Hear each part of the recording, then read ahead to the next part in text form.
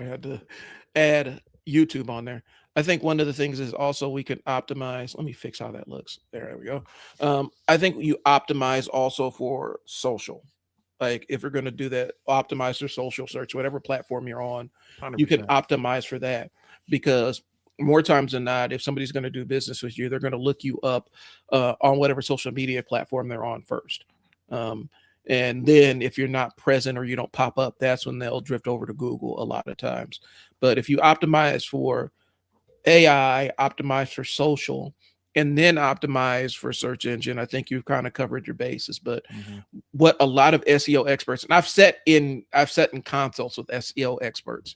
Um, they have a bundle of prepackaged tools that they use that are commercially available to anybody out there, and they run analytics on your website, and they'll tell you what you need to be doing and stuff, um, and then sell you the solution.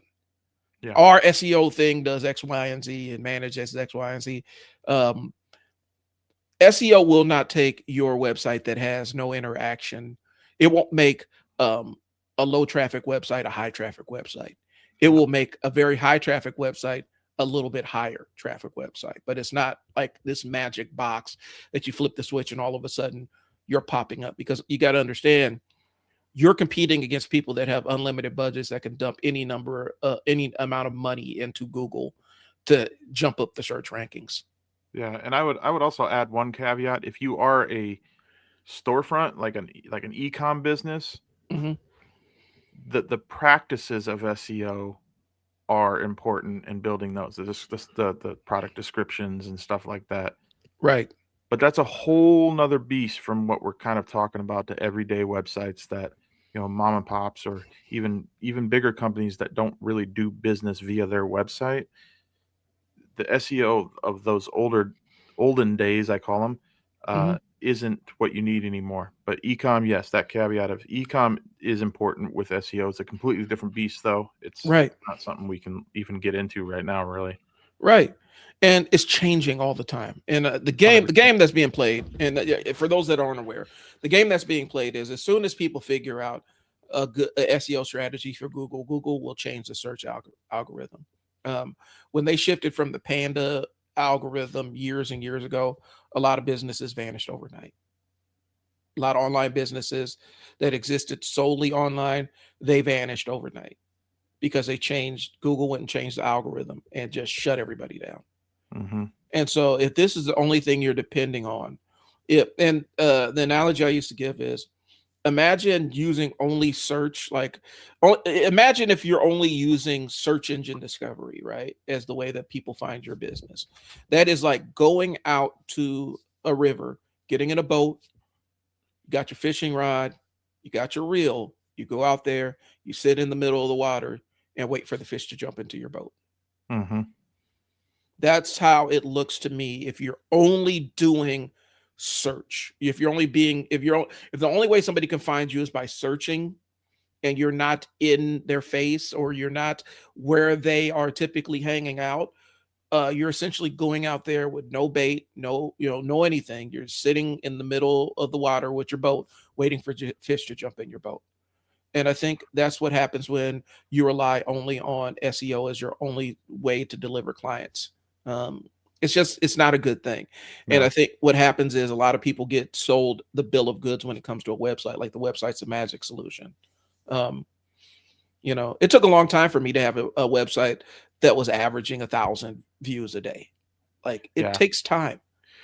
And I'm the guy that can't stick with a website. Like I just changed the design of my website again, and it's more me just testing stuff for other people than me actually using it, because I don't even get a lot of traffic from there. Yeah. Um, Now I use my website differently. I have a whole back end to my website that I Hmm. manage clients in, right? So it's kind of just this shell on the outside, but I've built a whole lot of things on the inside that manage the tasks, allow messaging for me and my clients back and forth, stuff like that I've built over the years. But it's just not as I it's not something you need to worry about as like a first thing, especially if you're a small business or just starting out. And like this episode's about starting over. Yeah. get some eyeballs on you. It is attention. And here's a good segue into that loop I was talking about with content, where it's bulk create content. I try to remember this so I don't miss anything. Bulk create content, find the winners, right? Those ratios of like views to likes, views to comments, those are the ratios. Views to whatever engagement is kind of the ratios. When you hit one out of that bulk content, you turn that into an ad. That ad is going to get you money. It's like 100% guarantee if you pick the winners from that did good ratios. Yeah. And then you adjust your ads, right?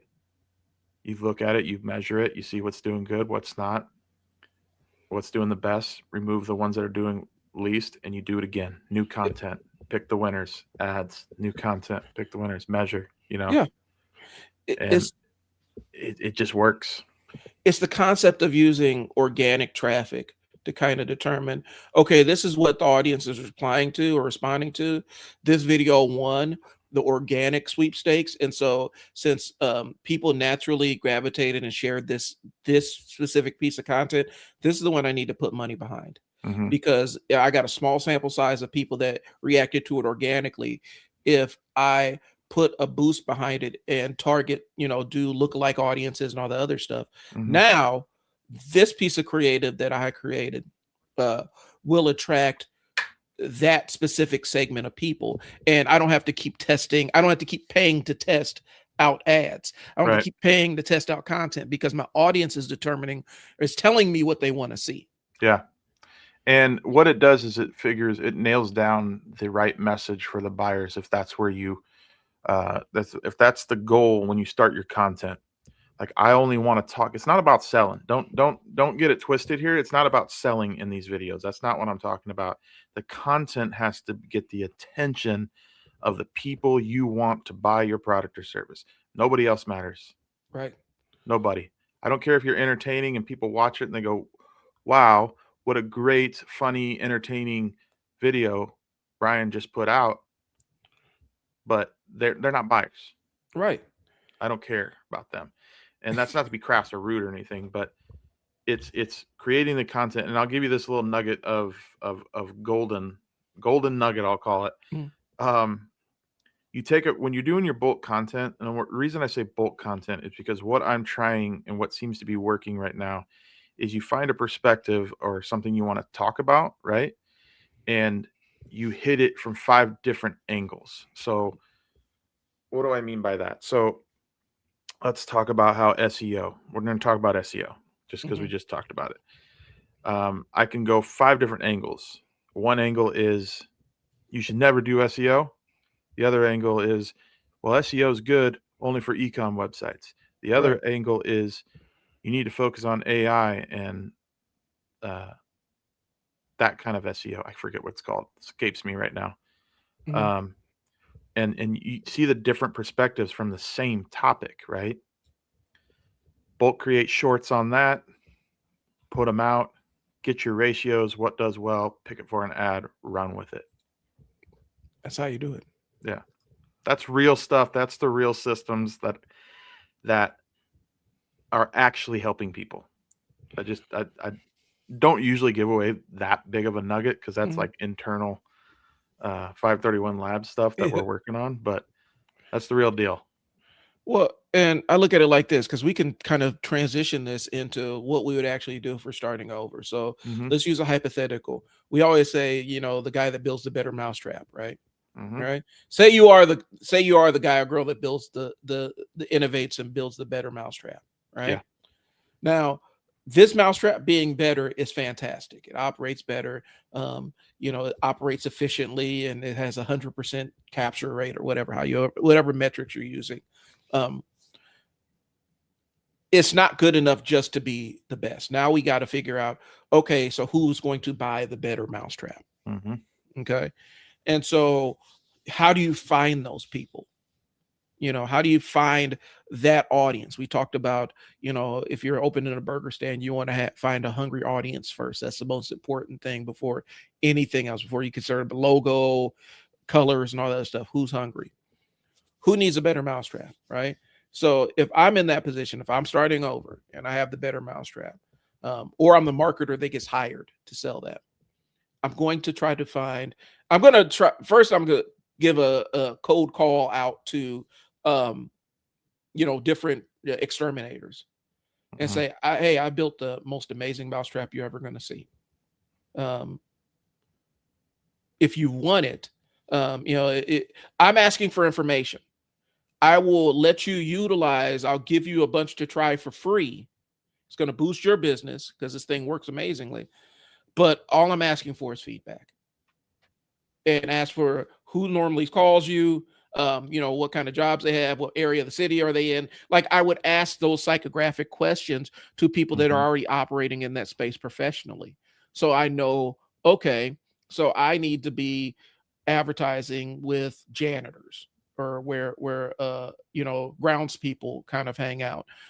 And that's, and I need to be cleaning supply stores and things along those lines. Right. Like, I would actually actively talk to people that are already in the market, offer something of value in exchange for their information, and just kind of pick their brains for a little bit and give them access. Say, hey, I built this incredible thing. You can use it in your business. Yeah. So that's how I would do a product, more or less. I would find the other people that are adjacent to that product, or that would be consumers on a commercial level. I'd rather talk to the people that are commercial consumers, because they aren't as passionate about, brand loyalty and everything. They just want stuff that works and makes their Yeah. lives easier. And so I would actually talk to other business owners that are adjacent in that space. And this is something we discussed yesterday. Um, Mhm. where you have a lot of times you get in business, you think you're in competition with all these other people. The reality is you're not necessarily in competition with them, because you may be serving different areas of the market. And Right. so you'll go farther if you work together. Hope that made sense. Yep. 100%. Definitely a good track to follow if you have a product is first see if you can get what I would call that a partnership, Hmm. in order to get into the industry. Um, yeah, I mean, finding out those psychoanalytics and the psychographics of who's going to actually buy your product is it's that plus content equals attention and revenue. Yep. You know Yeah.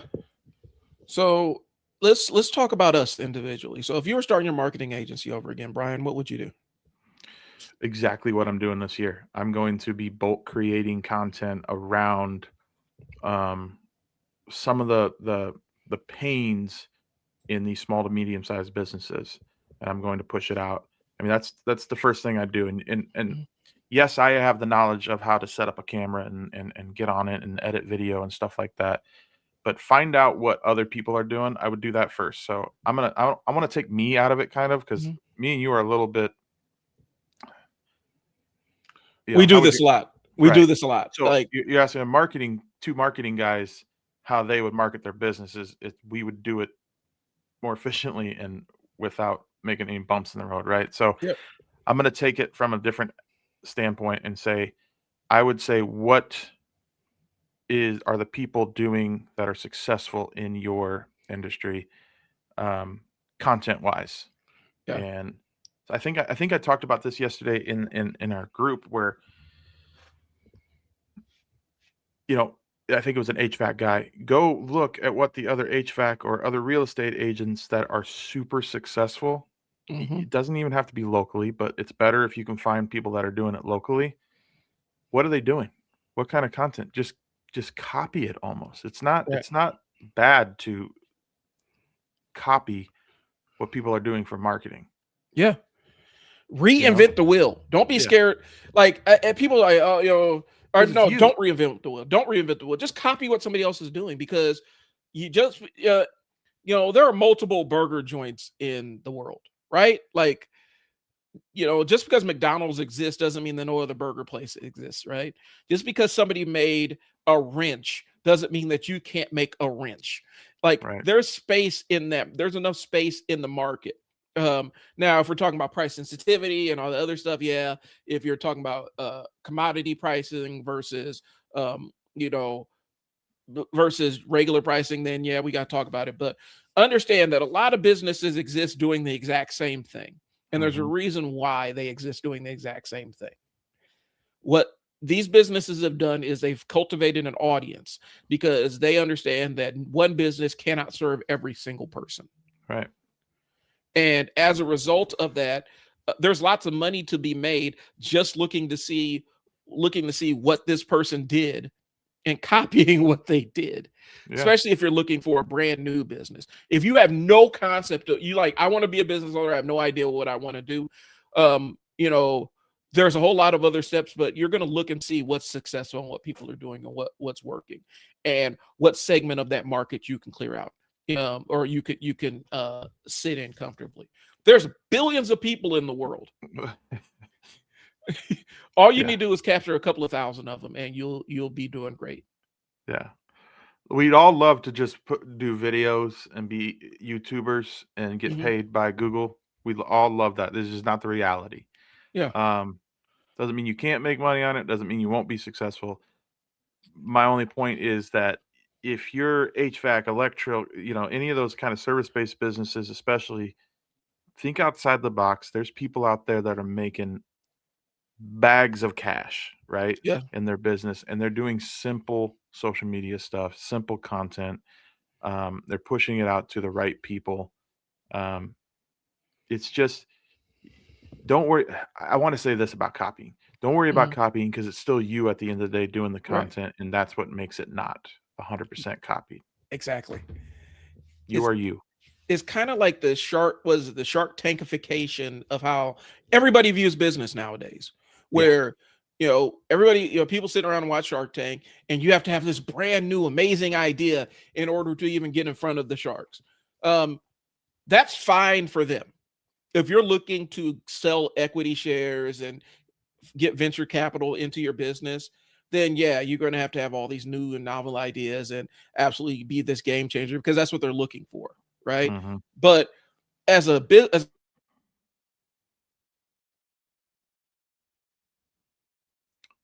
I think we lost Brian there for a second.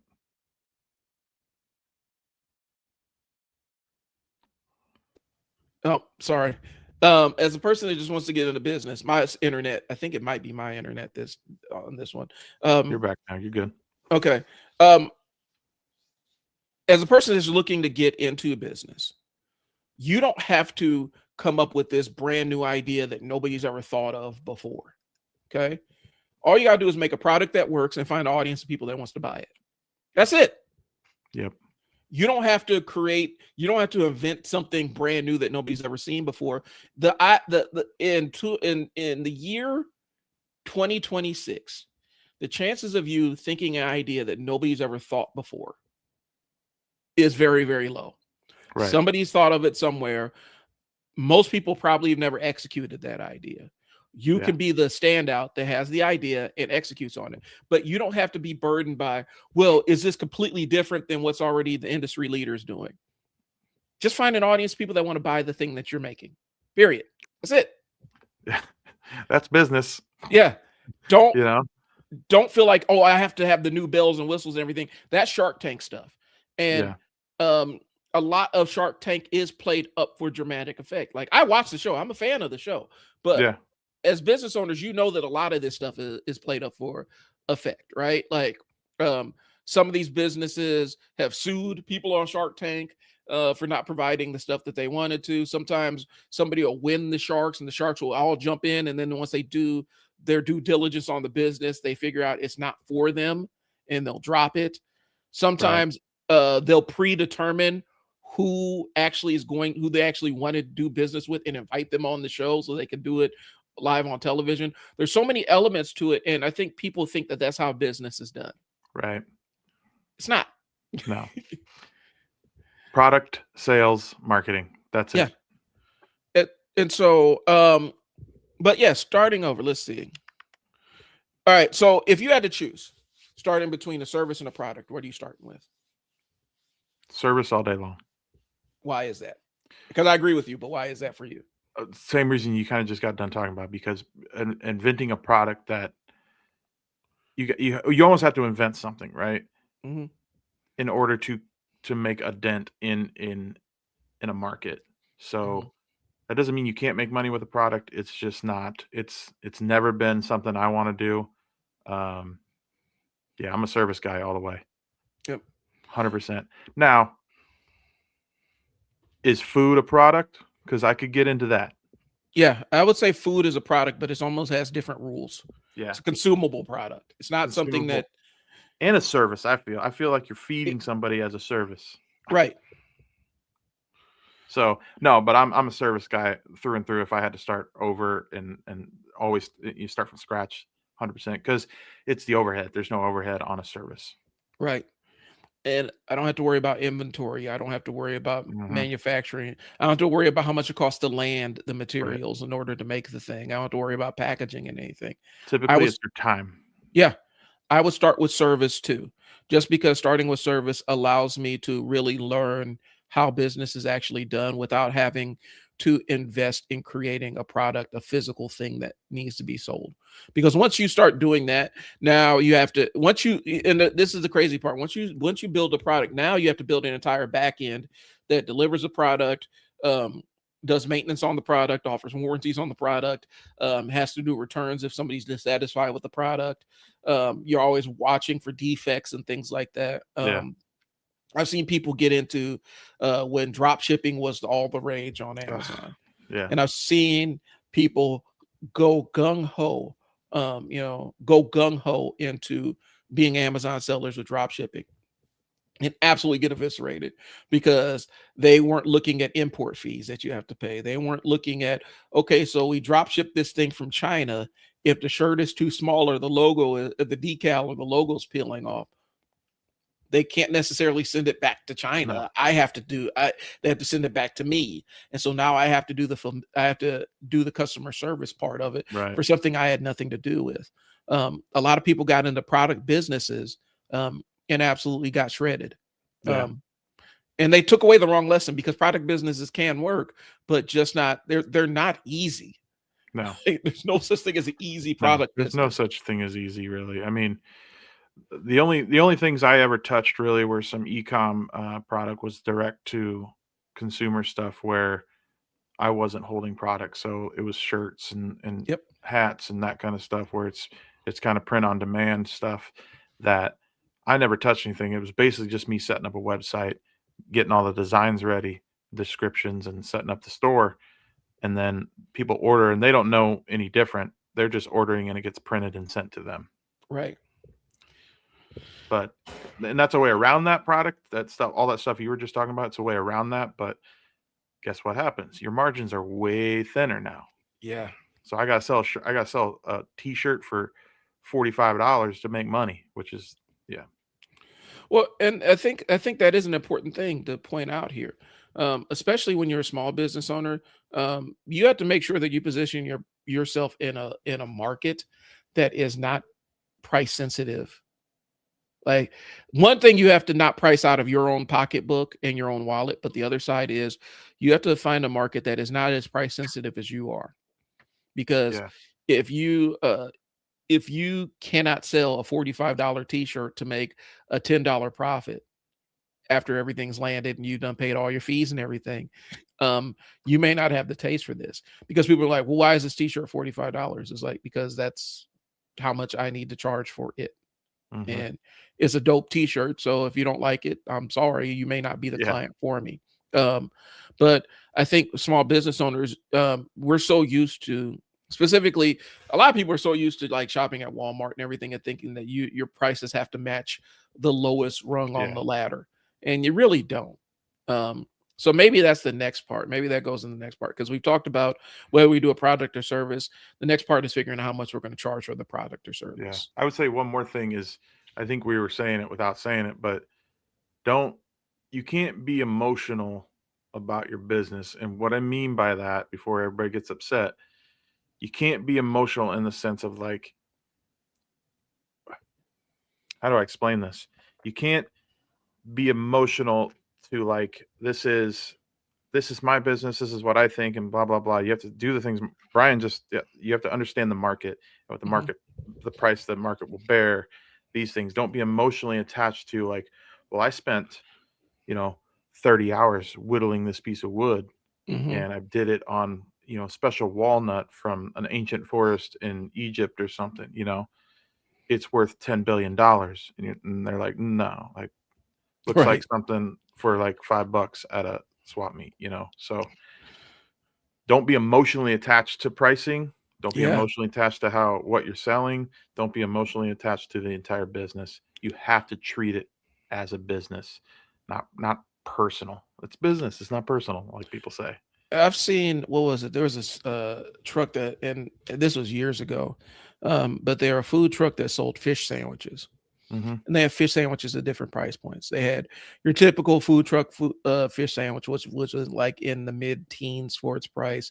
Then you get Hmm. the deluxe version, and of course, it was a full meal with fries and drink and all that stuff. Then you get the deluxe version that's a little bit more, a little bit higher level teens. So you're getting towards $20, and then they had $90, like a $90 sandwich, and the $90 was all the bells and whistles and all this fancy, caviar and all this other stuff on this sandwich. Um, and you would think that, nobody buys that sandwich. That was Right. one of their best. The $90 sandwich was one of their best selling sandwiches. That's wild. That's price positioning, though. That's Yeah. probably what you want to get into here, where it's like you can overprice something. Not overprice. That's a bad way to say Yeah. it. You can make something a premium price, um, by offering other options, Right. right? And you can offer premium pricing without ripping somebody off. Like, Yeah. they're paying $90 for that sandwich because they want to pay $90 for a Yeah, sandwich. it's Because fish with lobster, caviar, and, yeah, duck eggs on it or something. They probably got 45, $50 into the sandwich. right. And so people were buying that sandwich left and right, and people were just amazed. Like, people are paying $90 for this. Yes, they are. Because the reason why is because whenever you have three price points and you have a pretty decent sized market, whenever three price points, there's going to be a group of people that are always going to pay for the top tier. There's always going to be the group of people that pay middle. Mostly people are going to be in the middle, and some people are going to be low. There's always going to be that group of people that pay the absolute top dollar for what you're offering. And that's why Mhm. you have three different price points. And they figured the game out. Would I buy a $90 fish sandwich? Hell no. I don't. Like, it didn't, it looked good, but not $90 worth of good. But there's somebody out there that will pay for it. And so as a business owner, you need to stand on your square and have faith in what you're selling and say, this is high quality, put a lot of effort into this thing, and that's why it's the premium price. And the part I would not get emotional about is when people start pushing back and saying, why do you feel like you can charge X, Y, and Z? Because it's worth it, in my estimation. um I think Yeah. that's the challenge of it. And I think sometimes people get jammed up and caught up in, especially young business owners, or people that are pivoting out of jobs, because I've run into Mhm. a lot of those where they're pivoting out of working a 9 to 5 and launching their own business. Um, you have to get out of your own price sensitivity. That's one of the biggest hurdles that I've seen business owners transitioning to, from a job to a business Yeah. ownership, is the way that they value their time, the way they value their service delivery. That is true. We're talking about, like, premium price and stuff, but then I'm with you because I went, my 23 plus years, I went through those seasons where I was undervaluing myself, and that's what a lot of people do, right? Yeah. Um, they undervalue themselves, Yep. charge too little. I mean, how many years I left money on the table because, uh, I was just charging too little. Yeah. Or taking the first thing that somebody, because I told you last week, I had a $500 job that could have been a $5,000 job because that's how much they allotted for it. And I Mhm. underbid it based on where I was in my life and how I felt about what my service was and the value I was bringing.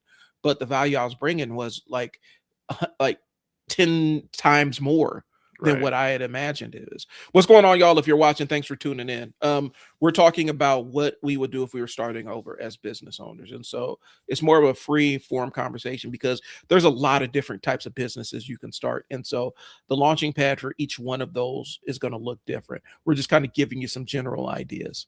So far, we would say don't worry about the website as much, probably lean more towards a service and really set your price as something that makes you feel uncomfortable. Yeah. Yeah. That's what I would say. Let's see. Okay, so I do want to talk about the concept of low prices because I have to talk about this, Go and for it. you have some takes on it too. Um, what happens when you start pricing yourself too low is kind of a race to the bottom, especially on the product side of things, but even the service side of things. And the product side of things, more times than not, you're going to be competing with Walmart. Like that's who your competitor is, and you're never going to be able to beat Walmart on price. They can buy products on scales in bulk that you will never be able to match and sell them at a loss indefinitely. As a business owner, you can't do that. And if that's who you think your competition is, you are absolutely hosing yourself. Because if you're competing with them on price, you're setting yourself up to lose. You're going to keep lowering your price until you put yourself out of business. Yeah. So, being the lowest priced, what did Dan Kennedy say? There's no strategic benefit in being the second cheapest, the second Right. cheapest product in the market. Either be the cheapest or be the most expensive. There is no middle ground. Yeah. It goes back to what we were just saying, like underpricing yourself just to there's so many times that I went and I'd say I'd go in a meeting or something and they'd say, well, uh, so and so came in and gave us an estimate of this, where do you land? And I immediately think to myself, well, I got to be about 20-30% lower, something like that. And that's just not the case. Most of the time, this is the direction I want to take this. Most of the time when I do lower the standard or lower the price, they value me less. And that's kind of what we've talked about in the past. They cause the most trouble for you, the most headache, and they can end up costing you money because you went in a lower price, and then the scope creep starts coming over your head, and it's like a monster that eats you. And know your worth. That's all I can really say. Know your worth. Charge uncomfortable pricing, Right. and get your money. Yeah. I really just want to be that direct on these live streams like that because it's like, this is business. You're here to make money. Don't be afraid to make it. And it's hard to do in times of economic uncertainty. I get it, folks. It's hard to stand on your square with your high price, and people are like, "Man, you guys are really squeezing me," and blah blah blah. Think about the product. Think about how your product or service is going to increase their business or improve their life, and lean into that. Because yeah, it's hard to stand on your square where economic times are tough. But this is where you really do need to stand on your square. Because here's the thing. Discount prices bring discount expectations. I've talked about it on my personal live streams about getting Groupon to death. I was in a position where I was going to buy a franchise years and years ago.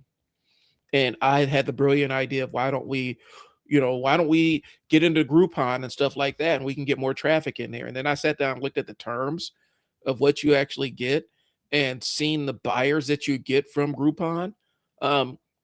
That is not worth the level of headache that you are taking on to be that level of discount service. You are absolutely inviting the most disconnected customers who don't value anything you do. And oftentimes they have the most complaints. So let's get in. So, okay. So we've kind of hit that, the high premium pricing, the low pricing. Mhm. How do you find that?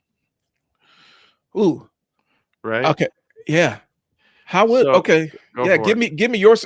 My formula is this. So I look at how much I need to make to keep my lights on and make sure I have money in the tank for my car and can do maintenance and pay insurance for my family. And that's one of the first considerations I figure in. Then I look and see how much how much does, if I was doing this for another business, like if I was like, I'm doing this service, like if I was working for another business, how much are they paying me? And then double that. Right. Because a consultant, I know for a fact that if a business has somebody internally, and or they're looking for somebody internally, they typically will double up payment on a consultant to do that same level of work for them. Mm-hmm. And so I would take how much, if I'm really just scrambling, I have no frame of reference, you Right. know, um, how much would a comparable business be paying for this service for somebody doing it full time? And then I would double that price point. If I'm coming from the role of having a job, I need to make double my salary doing Right. this, because I still have to cover overhead for myself. If I have employees, I got to make sure be able to provide that. I have to provide my own insurance and everything. So from a frame of reference, if I'm looking at, just having a job, I'm trying to figure out how I figure out what it would take to pay double that, and then figure out how much I would need to make per hour to meet that. Right. I would say there's a couple ways that that I approach this. The number one way is figuring out what you believe you need to make per year, right? Mhm, Pay your bills, save some, invest some, things like that. But you figure out, and I can't give you the formula right now, but like you figure out what you want to make, and then you take 2 weeks vacation, and you figure out how many days are left to be worked, mhm, and you figure out your hourly wage, right? right.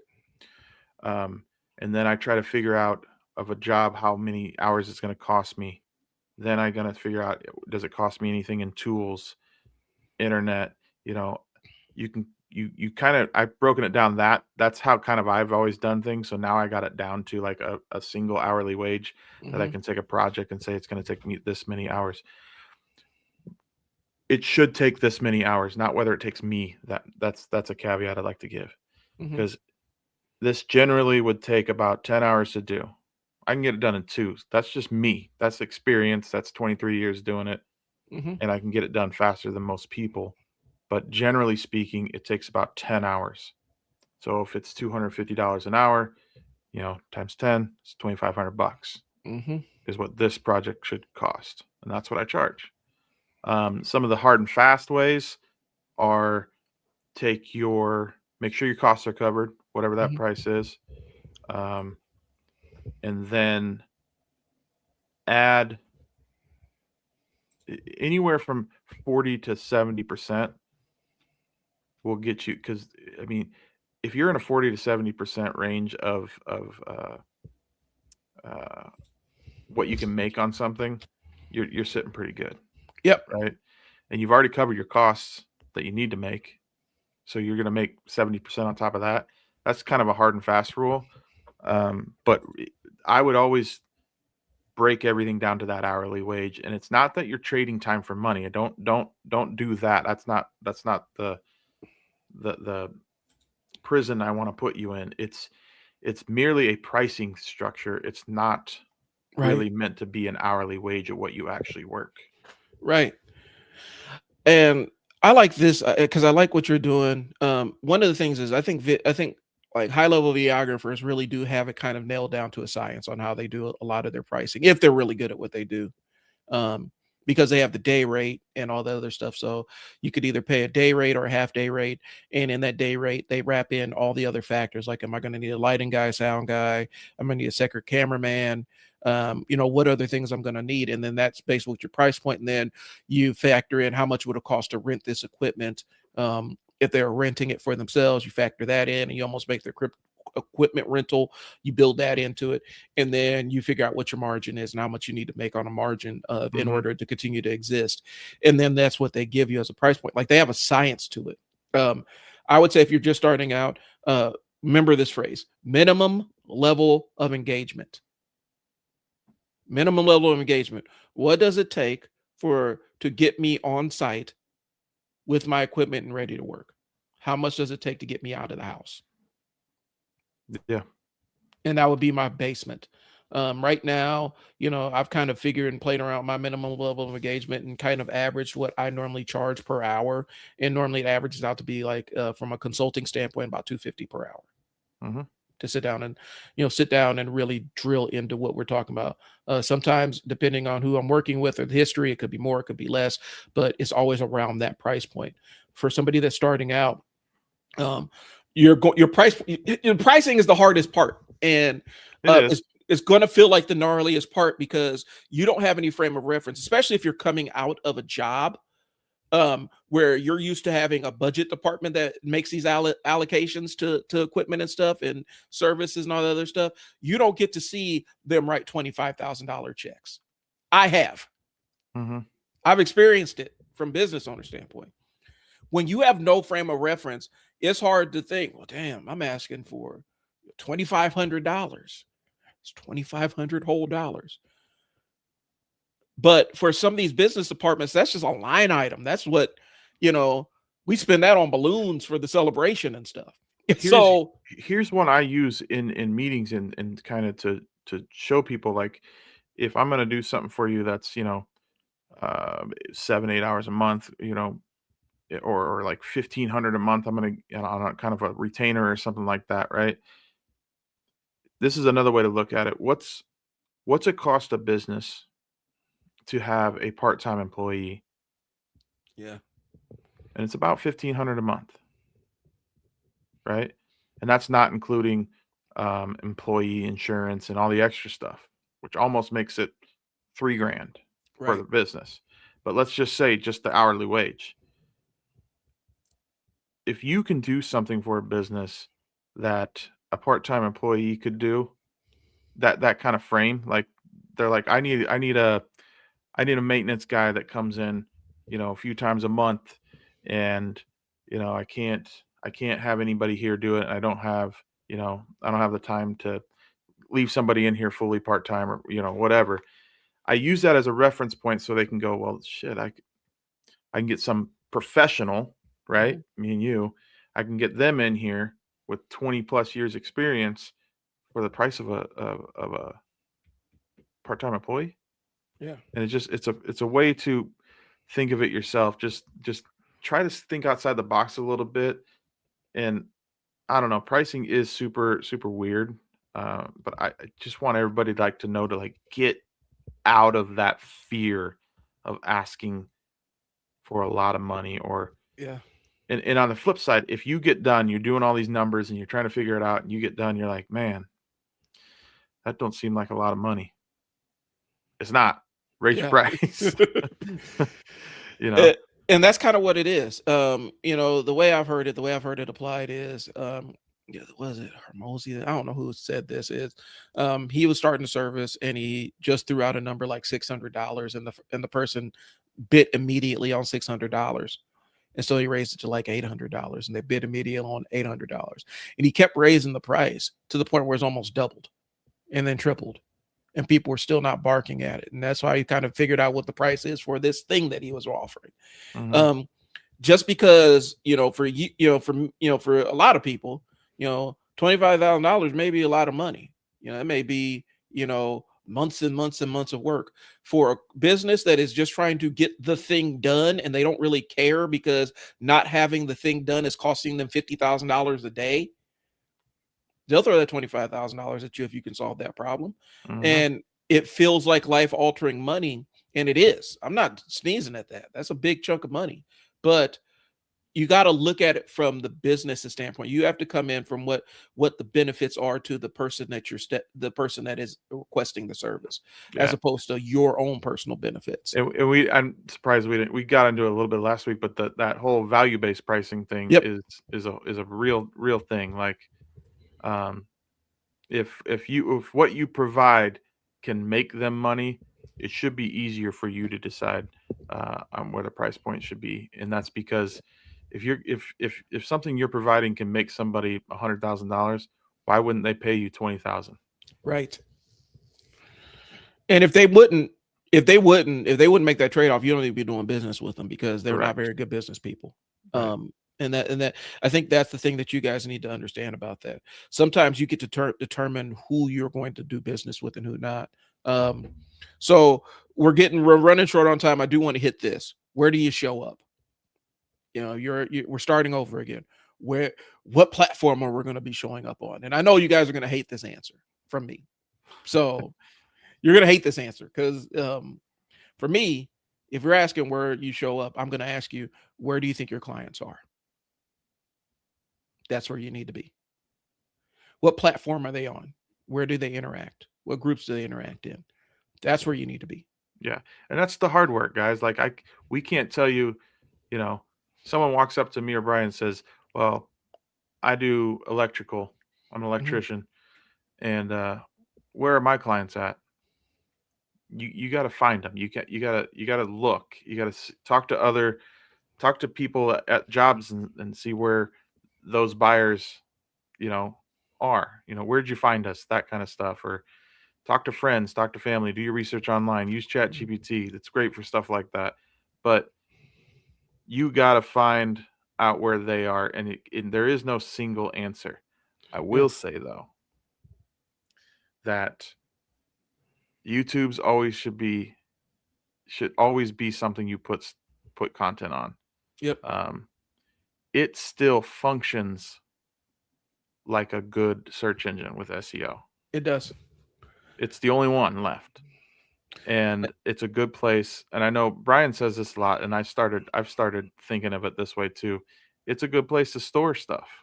Mm-hmm. And why not have some place you can always come back to with links and pull videos from?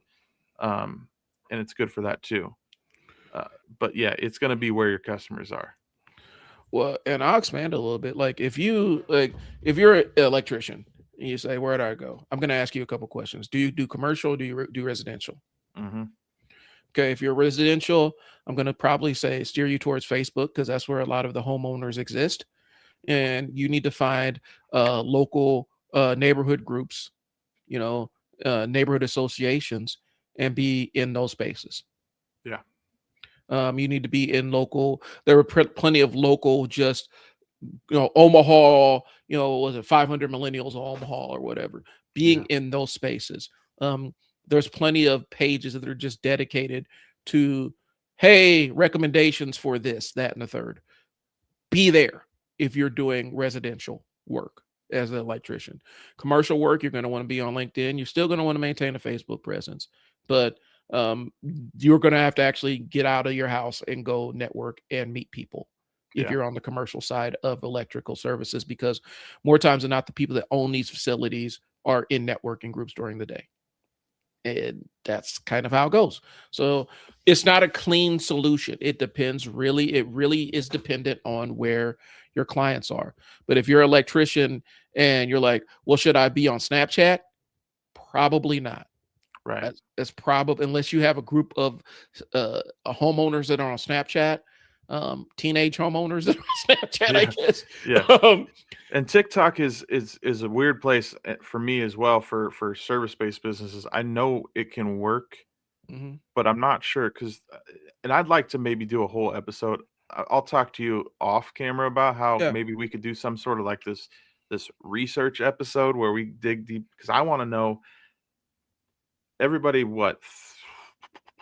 30 and younger, real tough time buying houses. Around here they're building apartments like they're the best thing since sliced bread. So what are all these service-based businesses going to do when the next 2 generations are in apartments and they don't own houses? Yikes. I kind of want to do a deep dive or something on that. I don't know any of the stats or anything. I'm just wondering. Yeah. But I would say I'm with you. Any service-based business, you're going to be good on Facebook and probably Instagram too, because that's where, and I'm not trying to step on any toes or anything here, but that's where the moms and the wives are, and they do a lot of the scheduling for these types of things. And it used to be Pinterest, more or less. I talked to somebody who they're making thousands of dollars on Pinterest, just running a Pinterest board. Well, that's a special there's niche group down on Pinterest. Instagram is, people like to look at pretty things on Instagram, and so they like to look at things that require craftsmanship or work and things along those Yeah. lines. I see a lot of house restoration doing well Yep. on Instagram because they like the pretty in shot. Yep. And So YouTube is kind of that same place where people go and yeah. watch somebody, power washing a house. Like, Hmm. if you're a power washing business, there's no reason why you're not doing those videos. I think people are asleep on YouTube Shorts. Yeah, they I, are. They are, but also it has to do with how YouTube implemented shorts because the way they rolled them out is almost cannibalizing regular content on YouTube. And mhm. they are starting to draw that line where the shorts are more cleanly linked to the longer form stuff. But for a Gotcha. long time, it wasn't that seamless. And for a lot of content creators, a lot of people on YouTube channels, they were like getting like YouTube shorts are absolutely cannibalizing my views. Right. But also, and then also it brings in because it's also knowing who your audience is. Yeah. I'm getting into nerd stuff, guys. Yeah. You Yeah. gotta know your audience is because there's going to be people that only watch short form content, and they're going to be people that watch long form content. Yeah. I'm a long form content person. Same. I will sit there and watch. I will sit there and like watch a 6-hour video in chunks. You Yeah. know, I have no problem doing that. My wife is short form content. Like 100% mine too. she'll listen to ebooks and stuff, and she doesn't have a problem with that. But when it comes to just casual kind of scrolling stuff, she won't she won't listen to anything that's too long form. It's got to be Yeah. clipped. Just because that's how she, in her mind, that's relaxing. Yeah. For me, that builds anxiety.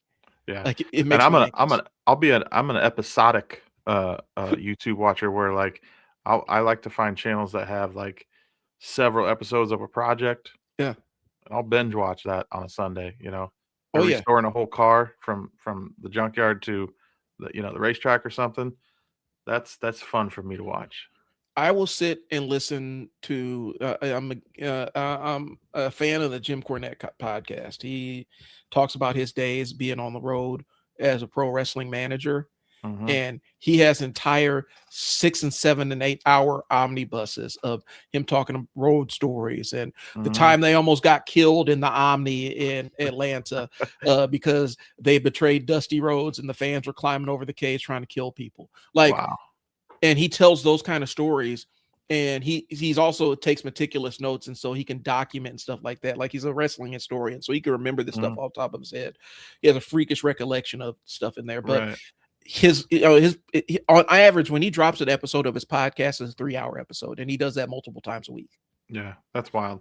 But I listen to that kind of stuff. My wife is like, I don't know how you do this. I get bored and Yeah. blah blah blah. And for me, it's like I shut my brain off and do it. I can shut Yep. my brain off and just kind of absorb what's being said and be working on something in the background. Yeah. And so that's why I'm saying for a lot of people, YouTube shorts, they felt like they were cannibalizing their views, especially if you're a Sure. longer form content creator. But it is what it is. YouTube shorts is an opportunity. YouTube is an opportunity. If you are doing any kind of trade, we said this yesterday. Mhm. If you're doing a trade, any kind of trade work, roofer, you're plumber, electrician, HVAC, anything along those lines, you are missing a phenomenal opportunity to go buy a cheap GoPro, put it on a tripod, set it over in the corner, and time lapse yourself working. Record all of it, fill up the memory card, and then time lapse it and post it online. Yeah, get People will used get watch used it. stuff. Get used Yeah. stuff. Get eBay. Yeah. And just put your logo down in the corner so they know who you are. Maybe have a link in the description how they can contact you. People will sit there and watch you do the boring thing that you do every single day. You think it's the most boring thing in the world. They're fascinated by it. Yeah. And so I think that's the opportunity for it. It doesn't require a heck of a whole lot from you because I know when you're dealing in the trades, a lot of times your time is super limited. You don't have a lot Yeah. of time to do this kind of stuff. And so low hanging fruit kind of content. We talk about Crispy's pizzas all the time. Mhm. They just have a camera. They just have somebody there recording them making pizzas. And they probably could just hang a camera on the stove, on the oven as the pizza comes in and goes out, and people will watch that all day long. Yeah. They could have live stream that 24 hours a day and people Yeah. would watch it. They've gotten So so good though. They've created characters and stuff like their own, just being themselves, but they themselves have become characters and they got catchphrases and stuff. It's wild what can happen with your content. I mean, yeah, I'm with Brian. Just try it and then see where it goes. Because is it a magic pill? No, nothing is. right. It's not like you do this, you put a video on YouTube, and all of a sudden you're gonna get all these phone calls. That ain't how it works. Well, and there's a reason why they're investing. I'm be honest with you, and then we can get down to brass tacks, and both got to go pick up kids here. Hmm. Let me end with this, and then we can kind of do our closing salvo or whatnot. Um, the reason why Crispy's Pizza is investing so much energy into creating characters and video content and stuff is because it makes money for them. The Yeah, content is driving business to their front door. That's why they're doing it. And the more money they get, the more money they can dump into content. And the bigger they, eventually they can have a full-time videographer who just does that on staff. That yeah, is their job. The reason why they do it is because it works. If you aren't doing it, if you aren't building that content bridge to show people what you do, you are invisible on social media. yeah, You're kind of invisible on social media.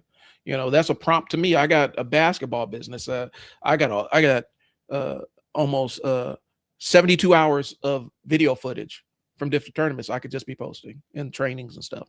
yeah, Like, if you aren't in their face showing you what you do, showing them what you do, you're invisible on social media. yeah, 100%. So I don't even know what to add to that, to be honest. I mean, uh, I think that loop that I've kind of discovered over the past 6 months is where it's at. Bulk create around a narrative that um, helps people buy your stuff, yeah, right? And then see what the winners are and go all in on the winners. You yeah. know, we can get into kind of that maybe on a different show. I can talk about the ratios and what those mean and Let's do it. what you look for because it's not like you have to have a million views. If you get Mm-mm. ratioed to like 800 views, a video with 800 views, and it's got, you know, 200 comments, that's a winner, Oh, that absolutely crushed it. you know.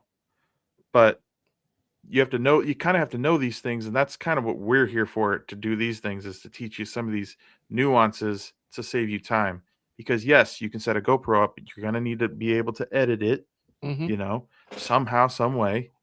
And there's tools out there. It can be done. It doesn't have to take a lot of your time. Right. Um, but you got to know these things, and you got to if you care about your business, you'll learn more, you'll do more, and you know you won't Yeah. just poo poo ideas all the time. That's another thing we can get into. I'm having a real bad time right now with dealing with people that just are set in their ways and refuse to change. Yeah.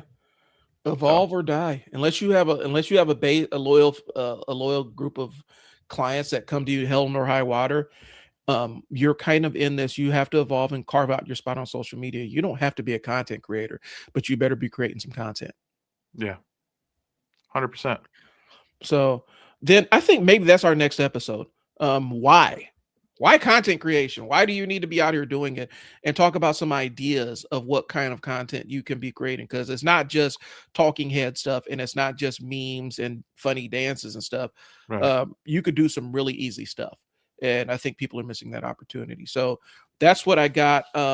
Guys, I appreciate you. Brian, do you have anything to sign off with? No, that's it. I appreciate everyone's time. Thanks for watching, and we'll see you next time. Yep, we'll talk to you later. Peace. Messaging machine. We'll talk to you later. Peace.